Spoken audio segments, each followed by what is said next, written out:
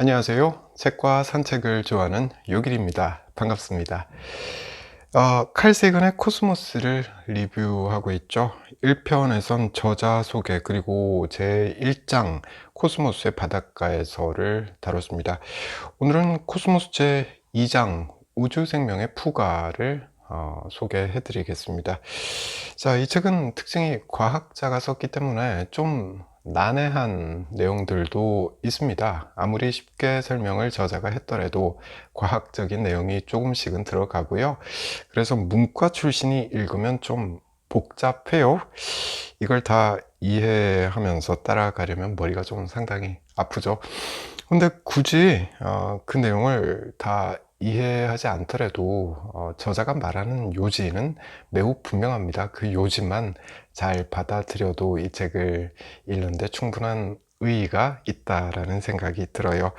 이 영상에서는 칼 세이건의 논지를 전달하는데 목표를 두고 있습니다. 때문에 이론적인 내용은 상당히 단순화해서 다루겠습니다. 제2장의 제목이 우주생명의 푸가인데요.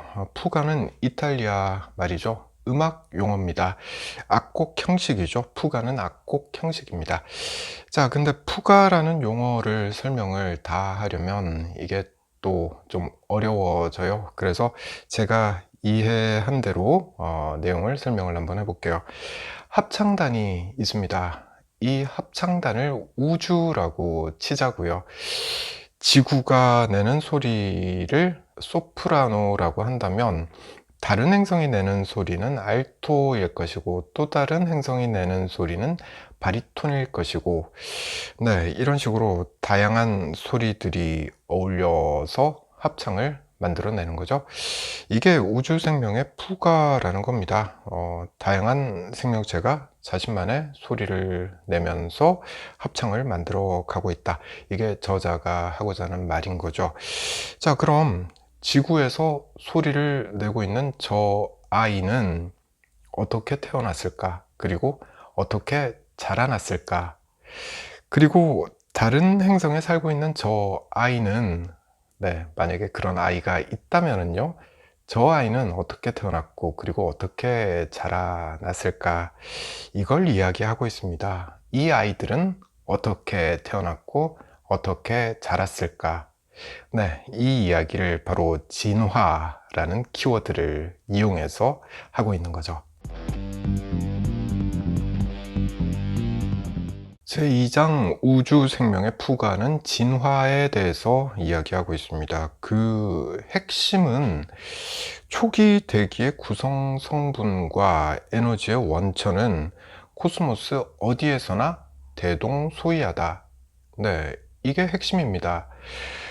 행성이 처음 만들어졌을 때 코스모스 어디선가에서 빅뱅 이후에 행성이 처음 만들어졌을 때 그 행성을 둘러싼 대기가 있을 거잖아요. 그 대기는 코스모스 어디에 그 행성이 있든지 간에 구성 요소가, 그 대기의 구성 요소가 비슷하다라는 말을 하고 있는 겁니다. 그러니까 지구의 경우에, 원시 지구의 경우에 이 지구를 둘러싼 대기에는 수소, 수증기, 암모니아, 메탄, 황화수소 같은 것들이 있었을 것이고, 이게 번개나 방사능 또는 자외선 같은 것 때문에 유기 분자로 만들어졌을 거다라는 말을 하고 있어요. 그 유기 분자 안에 단백질과 핵산을 구성하는 분자들이 매우 많이 포함되어 있었을 것이고, 이게 진화를 거쳐서 현재 지구가 갖고 있는 생명의 다양성이 만들어졌을 것이다. 네, 이 말을 이 책은 하고 있습니다. 자, 다시 핵심 내용으로 돌아가 보죠. 초기 대기의 구성 성분은 코스모스 어디에서나 대동소이하다 라는 말을 하고 있죠. 왜냐하면 우주는 빅뱅에서 시작됐기 때문입니다. 대폭발, 빅뱅에서 우주가 시작됐기 때문이죠. 지금이야 각 행성과 은하의 모습이 조금씩 다 다르죠. 저마다 특징을 가지고 있습니다. 하지만 그들의 원점은 하나죠. 네, 빅뱅입니다. 빅뱅에서 시작했습니다. 그러니까 이들의 구성 성분은 다 비슷할 수밖에 없는 거죠. 시작이 같으니까요. 다시 말하자면 이 코스모스의 원점이 하나이고 각 행성의 구성 성분이 대동소이하다면 지구에서 우리 인류를 만들어낸 그 재료 물질이 다른 행성에서도 진화를 거쳐서 우리랑 비슷한 생명체로 만들어지지 않았을까? 네, 이런 추정을 할 수 있는 거죠. 우주 도처에 생명의 재료 물질이 널려 있고 그 구성 성분이 다들 대동소이하다면 이 우주 안에서 우리랑 비슷한 생명체를 가진 행성이 또 있지 않을까? 네, 여기까지 이야기를 했습니다. 물론 저자는 당연히 있다. 네, 있다에 한 표를 던지고 있죠. 자, 여기서 한 발 더 들어가 보죠. 있다면, 다른 행성에 우리랑 비슷한 생명체가 또 있다면 그 생명체는 우리랑 얼마나 비슷할까? 네, 이런 질문을 할 수 있잖아요. 근데 저자는 이 질문에 대한 답으로 무척이나 다를 것이다 라고 이야기하고 있습니다. 설명이 필요한데, 자, 지구상에는 인간과 나무가 있죠. 이들의 기원은 똑같죠. 앞에서 말했지만 시작점이 같습니다. 본질적인 구성 요소가 같다는 거죠.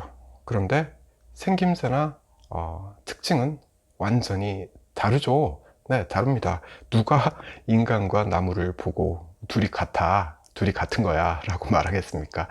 당연히 생김새와 특징이 다릅니다. 이게 바로 진화의 결과다 라는 거죠.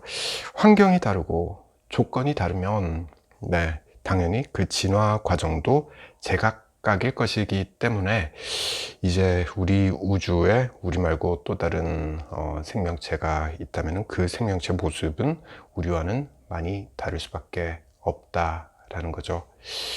네, 이걸 다른 말로 하자면 이 우주엔 각각의 조건과 환경에 맞춰서 진화해온 무척 다양한 생명체가 있을 것이다.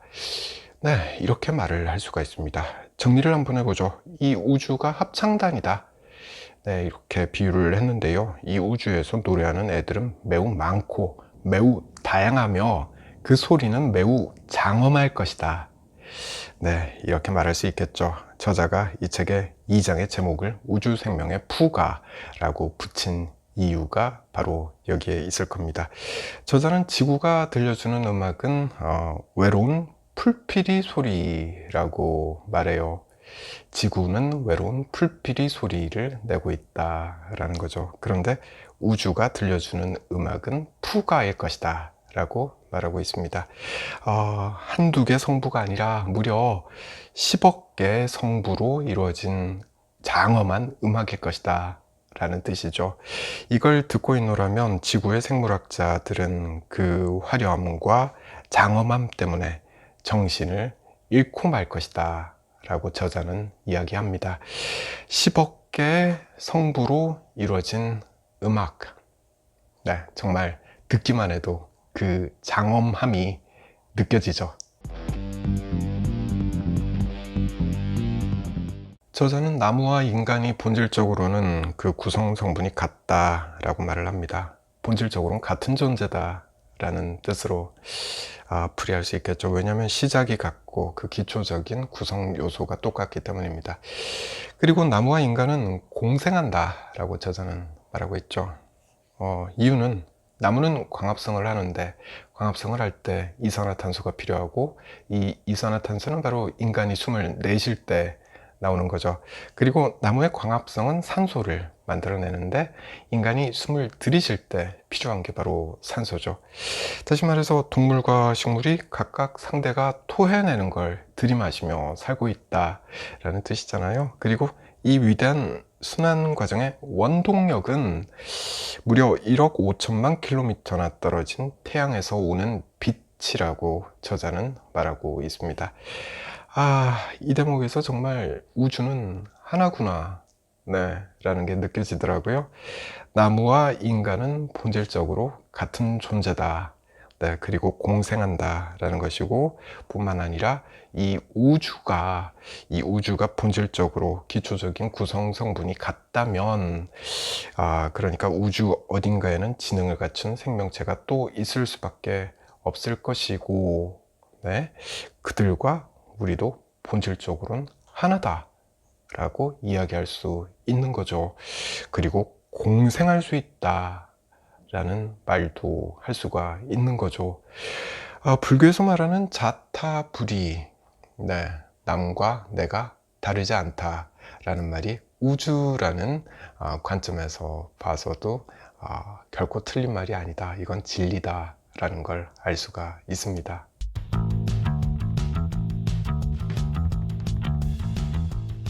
오늘 푸가라는 단어를 참 많이 이야기했습니다. 검색을 해보니까 바흐의 작품 중에 푸가가 많다고 하더라고요.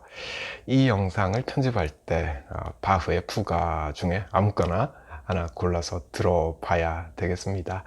자, 저는 코스모스 제3장 지상과 천상의 하모니, 이 내용을 요약해서 다음 영상으로 돌아오겠습니다.